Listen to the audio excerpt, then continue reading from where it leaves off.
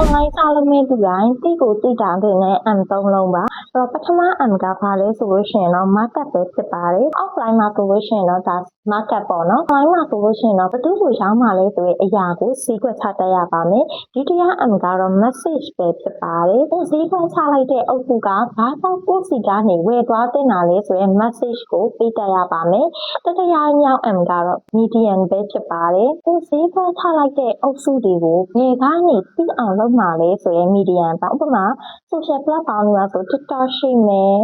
Page ရှိမယ် YouTube ရှိမယ်social platform တွေကနေမှာဘယ် platform ကနေကိုကိုသိအောင်လုပ်မှာလဲဆိုရင် M ပါအဲ့တော့ online စာလုံးနဲ့တူဒီ M3 လုံးကိုတော့မဖြစ်မနေသိထားသင့်ပါတယ်လို့ကြည့်ပြောချင်တယ်ပထမ M ကတော့ဘယ်သူကိုရောင်းမှာလဲဆိုရင် M ပါဒုတိယ M ကတော့ဘာကြောင့်ကိုစီကနေဝယ်တင်တာလဲဆိုရင် message ကိုပေးတဲ့ M ပါတတိယမြောက် M ကတော့ဘယ်ကနေသိအောင်လုပ်မှာလဲဆိုတဲ့ M ပါအဲ့တော့အခုမှ online စာလုံးနဲ့တူ